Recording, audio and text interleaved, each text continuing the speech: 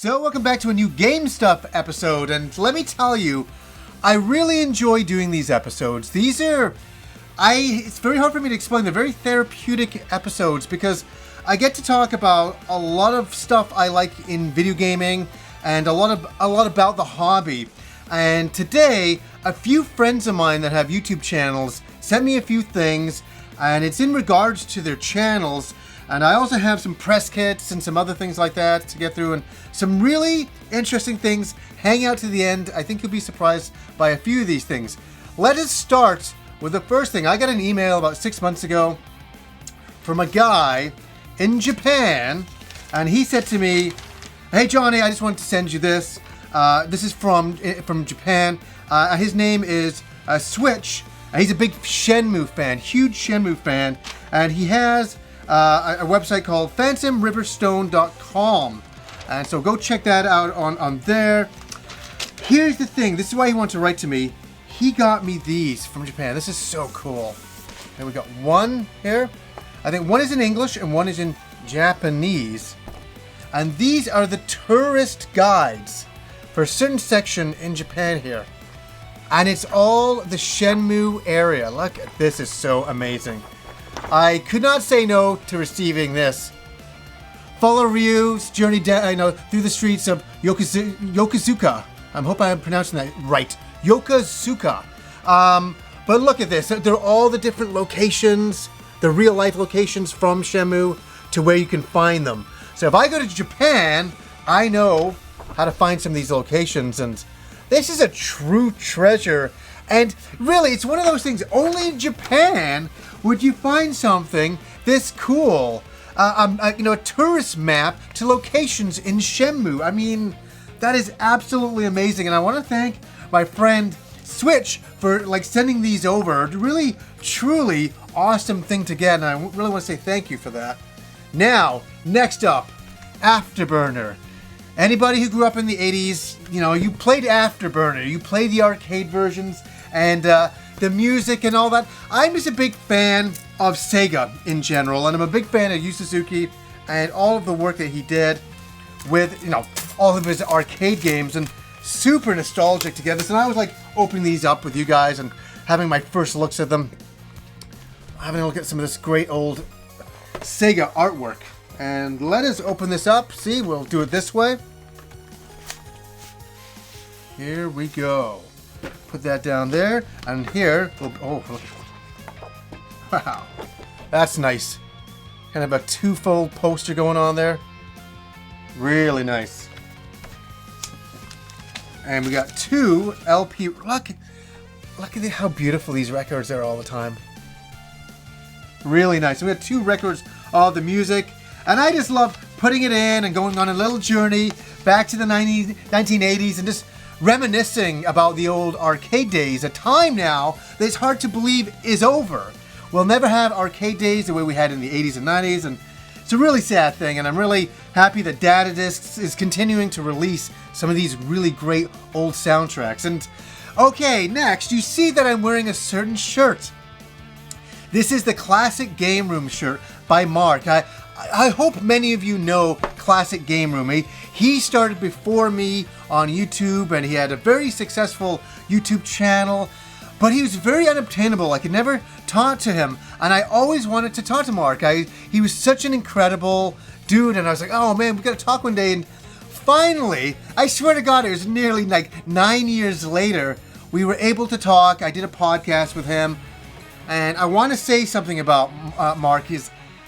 Me and him grew up in the same generation, and we get along in a way that only people that grew up in the same generation can do.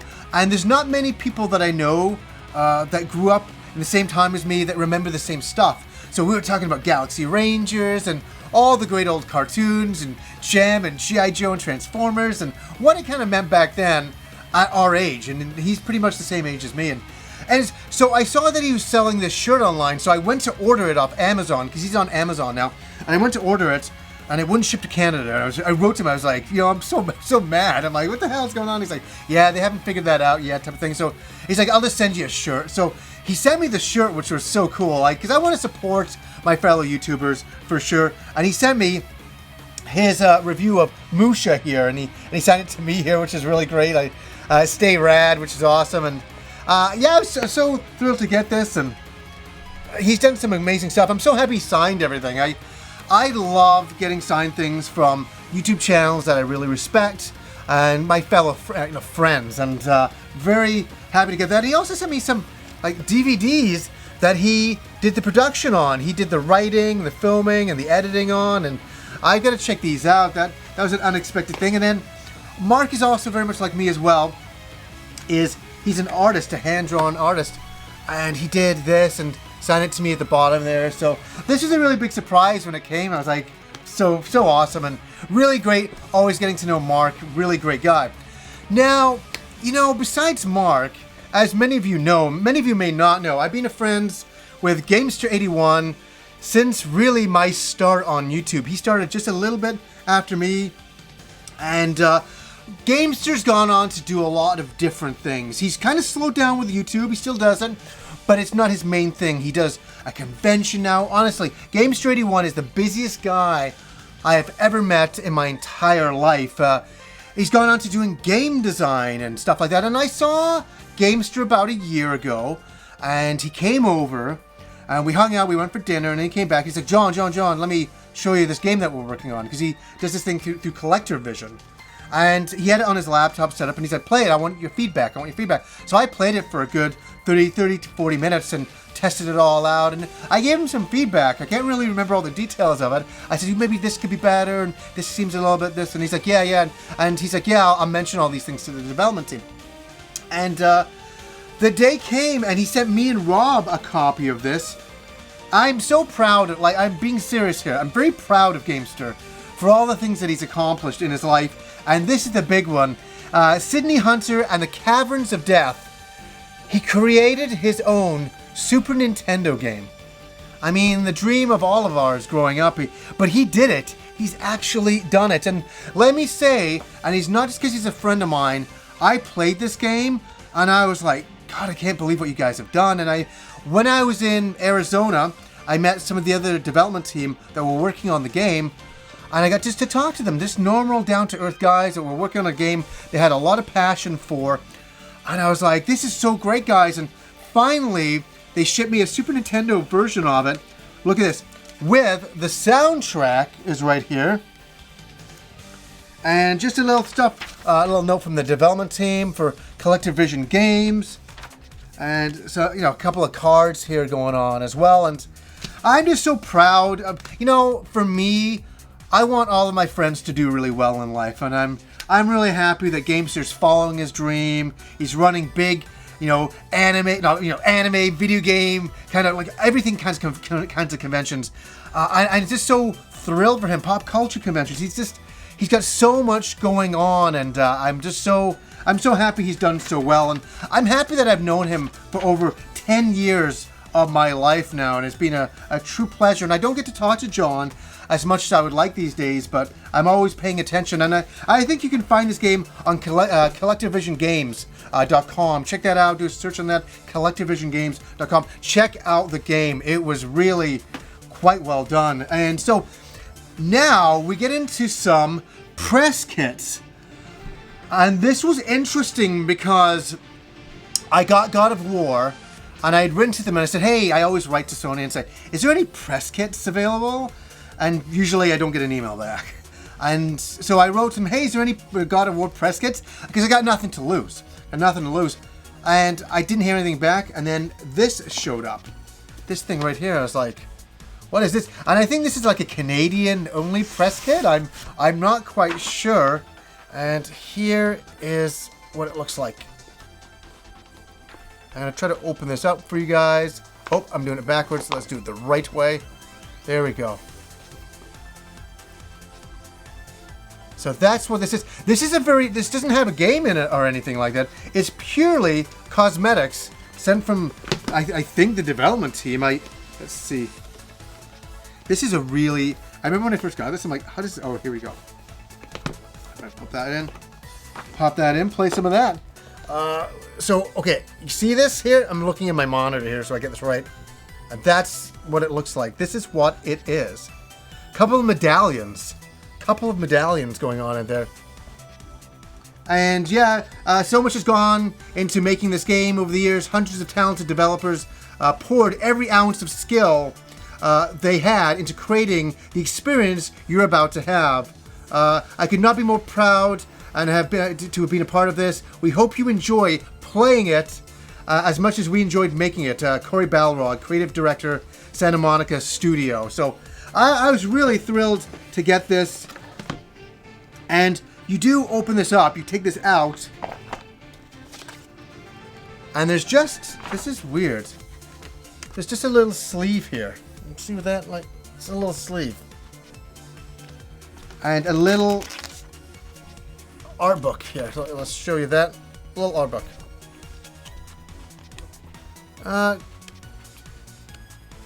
Really kind of cool, just showing some art. It's a very, press kits are the most strangest thing in the world to get. You're kind of like, what is this?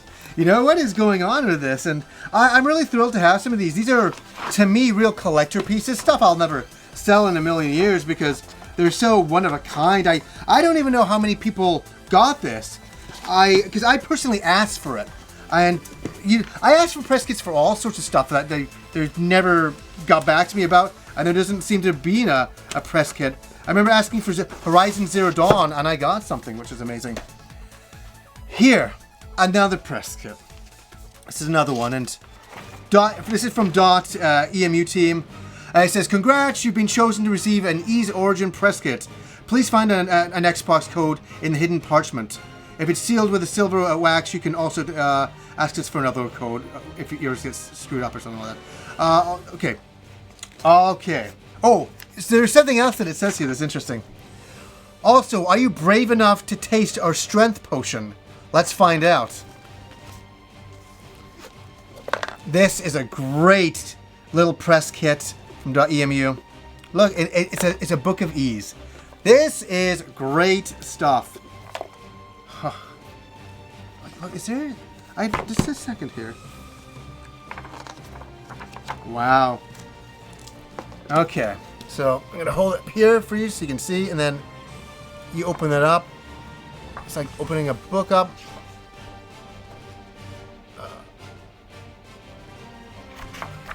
There we go, into the very first page. And then's all our weird secret things going on in here. We got a black pearl going on. Did that tear? Oh. Yeah, it seems there was a bit of a tear. Was it stuck to something? Ooh. Ooh. So it seems like what I guess happened is, can you see in here? I guess they had the black pearl, this is the black pearl from Ease, stuck to here with some kind of sticky stuff, and it tore some of this off. So this is a one-of-a-kind press kit now.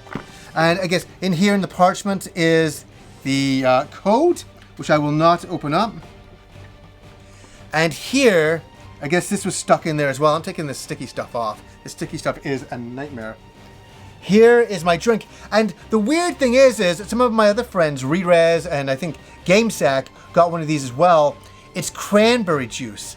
Different kinds of cranberry juice with different kinds of coloring in it. So it wants you to drink it. Of course, I am not drinking it. I'm keeping it in here and not moving anything and keeping my black pearl. But you know what? I will say this, thanks to .emu for even making something like this. This was a pure thing of fun for them to make and to send out, and I really appreciate getting that. That is a classic thing. That's so classic. Going with the Ease collection, for sure. Speaking of classic things, I have a friend, Sarumaru, and he's been working on a game for a very long time, Henshin Engine. And I met him down in Arizona, and he showed me the game. I got to play the game, and it was really a real wonderful experience, and I had a lot of fun with that. And I backed his game on Kickstarter right away, absolutely, with my own money, because I wanted to support him. And here we go. This just arrived the other day, and you know, big props. As being an artist myself, I really do appreciate that. Not only did he design a PC Engine game, but he did all of the artwork. Like, he really, really cares about his product and his character. And that made me care as well. And wow, here we go. Look at this. We're just going to open this all up here. And we have some pins right here. Some Henshin Engine pins. These are Kickstarter exclusive buttons. Very nice. Oh, look, I'll get to all the other stuff. Oh, there's a lot of stuff going on in here. We have a couple of things that, oh, can I get this right? There we go. Couple of stickers going on there. A few more. Oh, here we go. This is fantastic. This is the soundtrack, the original soundtrack to this. I have talked to the composer of the music, and I thanked him for doing the music and said how great it was, and it fits the game so well, and we had a nice little chat about that, and very, very cool stuff. And oh, here we go. A little lanyard going on here as well. Yeah, there's a lot of love and passion in this project. That is why I had to back it, and here is the game itself. And I played the game, and I can't wait to play it on my PC Engine, on the CD-ROM, because I have component video cables now, and going straight to a good old CRT TV, and this would be a really wonderful thing to play. And I gotta say, Saramaro, like, great on you for following your dreams, and just like Games381, making your own games and following your passion. I mean, I will always support people who follow their passion in our community, and I'll always back that 100%. Great job. Congratulations on finishing the Kickstarter, accomplishing your game, and getting it out there to all of the fans, and we really, really do appreciate it. Now, we're on to the last legs here, but there's still some really good stuff to go through, and a couple of neat little stories. The first thing is Battle Angel Aleta. I read the first graphic novel a few game stuffs ago, maybe about 3 ago. I was talking about this. I read it all in one sitting. I'm going to plan on reading this in one sitting. Love this. Obviously, they're making it into a new feature film. Let's see how that turns out. I don't know what to think yet. The big eyes are a little strange. I don't know why they just didn't have regular people's eyes in there, but they had to enhance everything. But that's what they want to do. But for me, it was Tuesday. No, but for me, it's all about the 90s. It's all about this manga here. This is just phenomenal. This inspires me as an artist. I really want to start drawing again whenever I look at this. It's really wondrous stuff. And I got that from Amazon. Boy, there is a few more things to get through here. Here's something dear to my heart. This here is my favorite artist of all time. My favorite manga anime artist of all time. He did the character designs for Far East of Eden. And I came across him on, on Twitter, maybe about a month or so ago. And I was able to write to him in Japanese and thank him for all of the work he's done over the years. And he created my favorite video game character of all time, Kabuki, as I say, from the Tengai Makio games. And look at this. This is I had to order this from Japan. I had to get it off eBay. This is a collection, finally, of all of his artwork in one book. And it's just magical. It really is. There's no artist that I love more than him. I mean, his art is just stupendous. He's the best manga artist, anime artist. I don't know. It's just a nostalgic thing. When I was like 15, 16 years old and I first saw his artwork. Here's the Apocalypse. This is from Far East of Eden 4. And just his works over the years, and Tengai Makio 3. And I mean, it's just so phenomenal, all of his work. And he inspires me as an artist, and I'll never hit levels like him.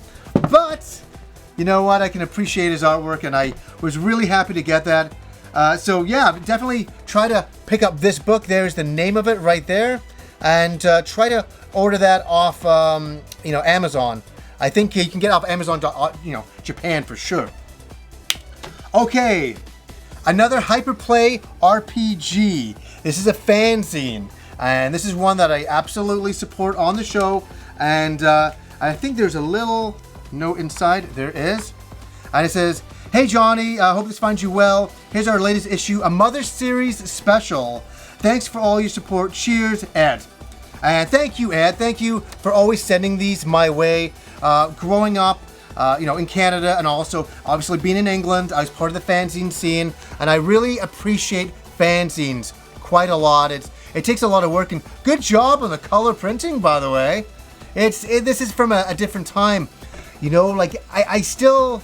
There's something so special about fanzines and the community that creates them for other fans. It's fans for fans, and that's why I am definitely supporting this kind of thing. This has been a really good episode that I got to support a lot of my friends on all the ventures that they do, because we all have to rally around other people and be supportive, or these things will go away, and I definitely will always support them and always be there. And Hyperplay RPG, you can check it out at hyperplayrpg.com. You can get a fanzine from there. Maybe you can help them out with the fanzine, do some artwork for them, do some writing, maybe make some friends. This is a great community we have if we keep on working on it. Now, the next thing here is, and I'm not going to read the letter online. This is from Austin. I met Austin and his father on a plane ride down to New York City, and Austin is 9 and he was competing in the Nintendo World Championships in New York City. How cool is that?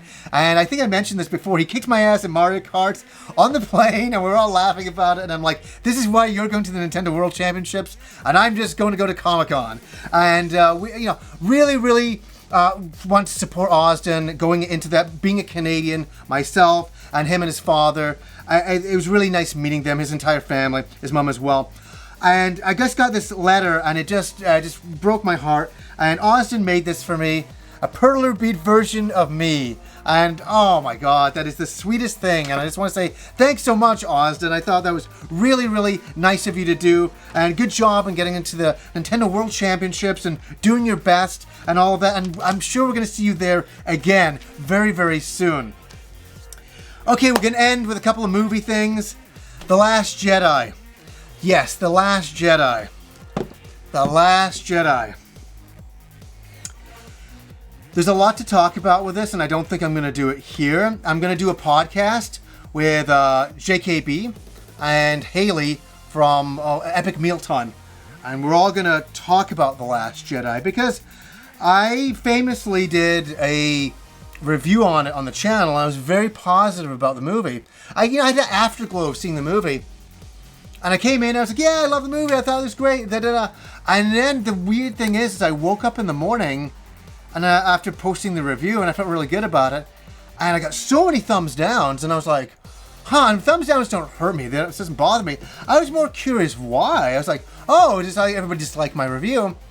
And it seemed that a lot of other people out there didn't like the movie and all this. So the one thing is, I'm not just one to not read. I read all the comments, and I read a lot of different people's points of views of why they didn't like it. And that's important. It's how we learn things. And I just sat and I read everything, and I was like, and I'm like, but for a long time, I love the movie. I love the movie. And then, over time, I hate to say it, I love the movie less over time. And I'm not going to get into it right now. My issue with it is that they started all these plot points in The Force Awakens, and then in this one they just shot them all down. And the Jedi Order meant nothing. It was just a crazy religion. Luke's bitter. I have no problem with the Luke being bitter part. I have no problem with that. But the Jedi Order just not meaning anything. It's just, it kind of hits you hard. You just, all the prequels and, all the original movies, you're just kind of going, no spoilers for anybody who hasn't seen the movie at this freaking point. But I just thought I started a lot of points that J.J. Abrams did a great job rebooting it, and Rian Johnson just closed everything down. And I was just, okay, we're not going to find out Rey's parents, and the Jedi Order doesn't matter, and Snoke's whatever, and nothing, it just, and this and that. It's a real weird movie. My problem is, I can't stop me now. My problem is, I thought for $1 billion franchise, they would plan it out. They would have planned out all the trilogy perfectly. This is a trilogy. You need to plan this out. Beginning, middle, and end. So J.J. Abrams starts it off, then Rian Johnson, they just give it to him, and he just writes whatever he wants to write. He just does whatever he wants to do. And that's what kind of bugs me about it. They didn't have it plotted out. That's why Rian Johnson's bit seems a little out of place, because it's like, so J.J. Abrams is going to fill in 9. It's going to be interesting to see. I'm going to do a huge podcast, and we're going to get crazy on it. We're going to get really, really nuts and all of that. Okay, the final thing. And I got this a couple of months ago, and it's, I had it out here for new game stuff, but I took it out, and I was already listening to it and having a lot of fun with it and all of that. And that is Galaxy Express 999. One of my favorite childhood animes. I just love this so much. It means a lot to me in my life. And what was really great, I had Rob over and my friend Satan over. His name's Aaron. And Rob just watched it maybe about a year ago for the very first time over here. And me and my friend Satan have loved this movie since we first saw it. I think he saw it at the same time, by 85, 86, and it changed our lives. It really did. And it made us artists, and it just did everything for us. This is the obviously, it's not the Laserdisc, it's the soundtrack.